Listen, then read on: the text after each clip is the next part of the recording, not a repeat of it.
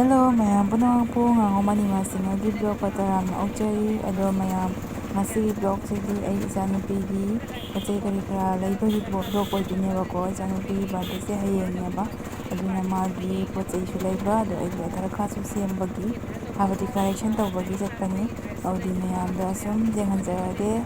mayam su skip tawna jengbiu ya masuk mapu chatli se yengu sidra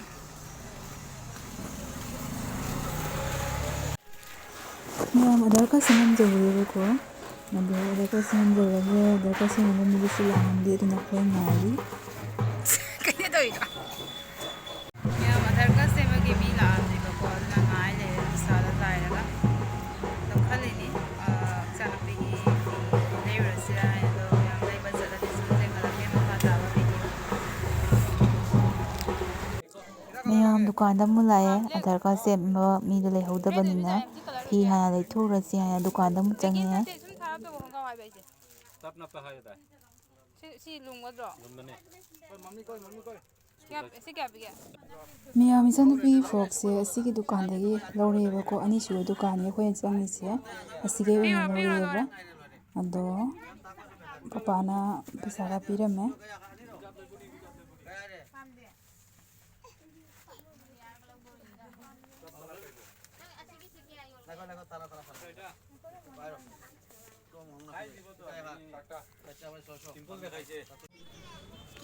mayam dukani thorakpada isanupigi haidlenga ani kha leiramebako ado mon makhut paile kana toriba bye bye haramo se bye ani china bye ngak video lore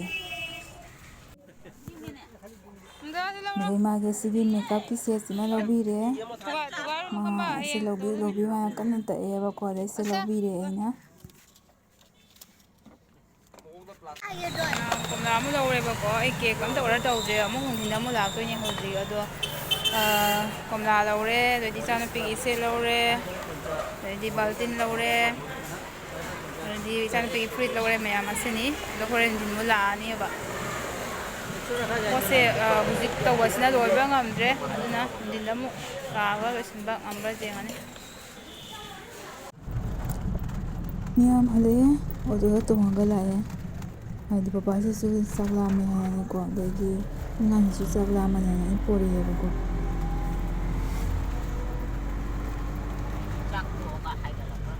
oh ai sinin do ma tum hala magala ko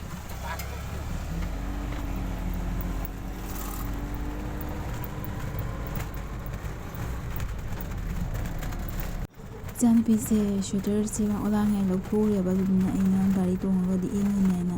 ai chuni se sin biri ne ba ngan cake se ngula ido odo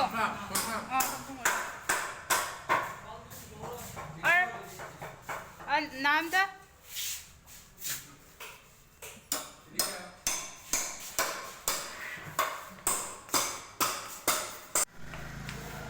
Boris Baker lai ko ado cake order tawai lai ne ba handak chahi cake sidi khatang hong point tawrani ai di birthday se tawningra bane ba ko mi han su lai da bam su lai ba dutuna tawningra bani do sum angang hane angang gi sum nungai ta kala sum tawri ne ba ado cake masang khati zengre Boris fight ya mu jengala vanilla di tanna vanilla yang cake se magi se no ba hang mani na cake se ai to ba laite design se laite sigam lai se tanya ba ko asisi ne ani sitani lai se dai di akakpa ngatan Boris Baker full door da hang ba na wa aduni mayam ado aina order dai do mayam jingalakke ya to ba ko sise happy birthday kita lah tu sise happy birthday Sanali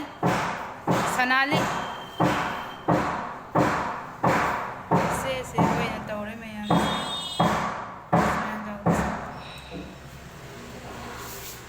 mayam se dai lai ne ko hadu na video se po lai video ko ta ka pa ngamdre do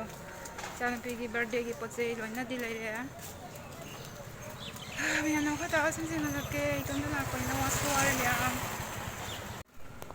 poche lai ba lore ado hoje ai hayengga chicken thongneebako chicken thongbagi pochai khara leiriba wadi ware mena chanam kharaga aidi kenoga meat masala garam masala khara lei lamwar hagi sakse awa sak mandra timya khata video sum jingla chanam nuka garam masala ga meat masala ga haye nupa jan thale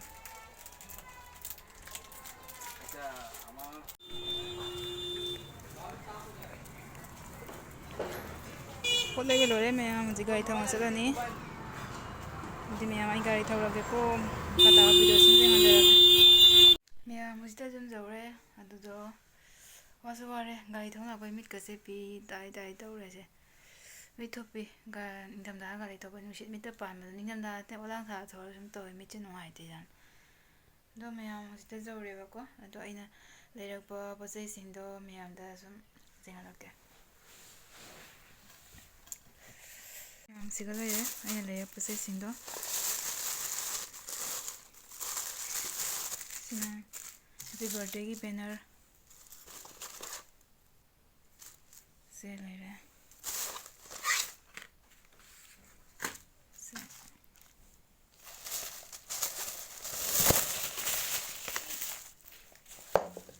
se kep amaga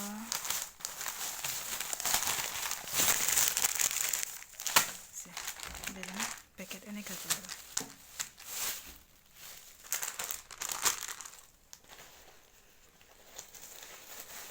di tanamga masala ga lore mayam aduga borolin amaga di sina body lotion amaga sini mayam asi chorus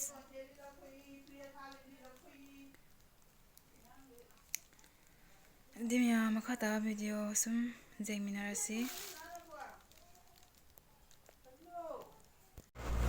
nongalaga amuk nungdinda pung amagi duga cake lawo mu chatle mayam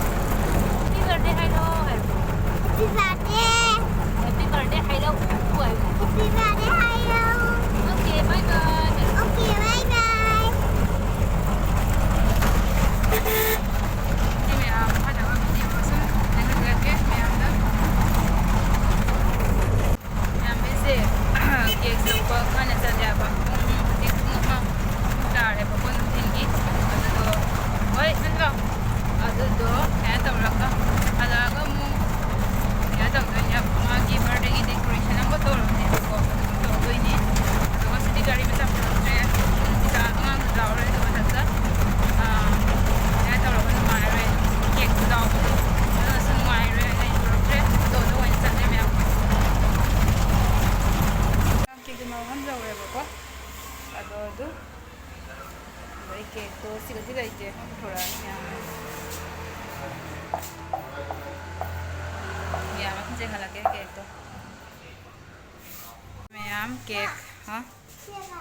do pamra mama do ngana white one man ngara na order to ram de na do pamra na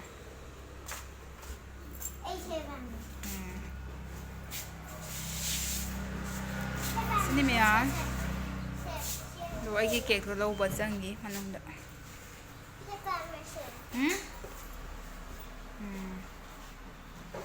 mayam cake asiga leireba ko adu mayam aigi video se matang siga loiselage birthday ki video amuk tongan thangalage video se sum sangdokhrani abako adu mayam bye bye.